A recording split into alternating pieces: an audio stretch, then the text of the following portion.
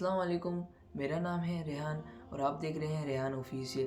تو آج سے میں ایک پروفیٹ سیریز اسٹارٹ کرنے والا ہوں۔ اس سیریز کے اندر ہم جانیں گے سارے نبیوں کا واقعہ۔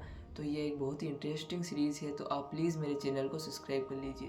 تو آج ہم آدم علیہ السلام کے بارے میں جانیں گے۔ آدم علیہ السلام اللہ کے پہلے بندے اور پیغمبر ہیں۔ سورہ بقرہ میں اللہ نے آدم علیہ السلام کا ذکر کیا ہے۔ جب اللہ نے انسان کی مخلوق کو پیدا کرنے کا ارادہ کیا تو اللہ نے فرشتوں سے کہا کہ میں زمین میں اپنا ایک خلیفہ بنانے والا ہوں۔ فرشتوں کو لگا کہ ان کی عبادت میں کوئی کمی رہ گئی ہے، اس لیے اللہ نے نئی مخلوق بنانے کا ارادہ کیا ہے۔ فرشتوں نے اللہ سے کہا کہ اے اللہ، ہم تیری تسبیح، پاکی اور حمد بیان کرتے ہیں۔ تو زمین میں ایسی مخلوق کو پیدا کر رہا ہے جو زمین میں فساد کرے، خون خرابہ کرے۔ اس کے جواب میں اللہ نے فرمایا، جو میں جانتا ہوں وہ تم نہیں جانتے۔ فرشتوں نے آپس میں کہا کہ جو بھی مخلوق اللہ تعالیٰ پیدا کرے گا وہ ہم سے زیادہ علم نہیں رکھے گی۔ پھر اللہ نے آدم علیہ السلام کو علم سے نوازا اور ان کو کچھ چیزوں کے نام سکھا دیے۔ پھر اللہ نے آدم علیہ السلام کو فرشتوں کے سامنے پیش کیا اور فرشتوں سے فرمایا کہ بتاؤ ان چیزوں کے نام اگر تم سچے ہو۔ فرشتوں نے کہا کہ اے اللہ، ہم اتنا ہی علم جانتے ہیں جتنا کہ تو نے ہم کو سکھایا ہے، اس کے علاوہ ہمیں کچھ معلوم نہیں۔ پھر اللہ نے فرمایا کہ تم سب سجدہ کرو۔ سب سجدے میں گر گئے لیکن شیطان سجدے میں نہیں گرا۔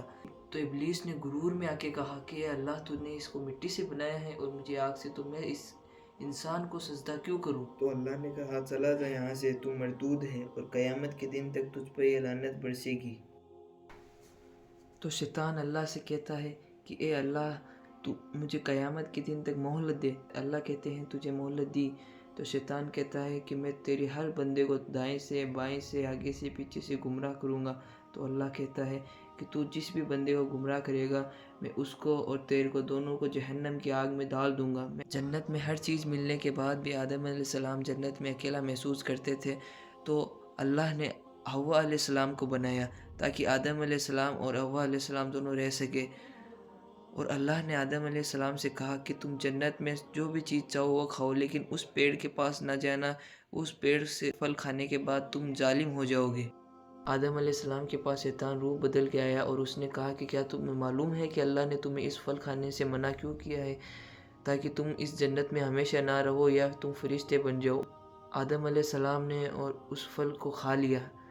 تو اس پھل کو کھانے کے بعد آدم علیہ السلام کے لباس اتر گئے، تو آدم علیہ السلام اپنے ستر کو اس پیڑ کے پتوں سے ڈھکنے لگے۔ پھر اللہ نے کہا کہ تمہیں میں نے منع کیا تھا اس پھل کو کھانے کے لیے۔ تو انہوں نے کہا کہ اے اللہ، تم ہم سے ناراض نہ ہو۔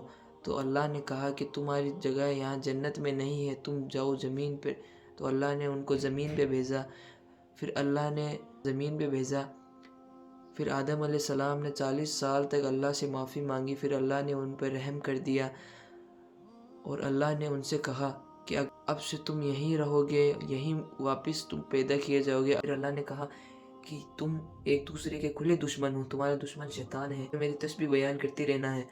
تو اللہ نے ان کو پھر سے معاف کر دیا اور ان کو ایسا کہا کہ اگر جو بھی میری آیتیں جھٹلائے گا، جو میرا کہنا نہ مانے گا، اللہ ان کو جہنم میں ڈال دے گا۔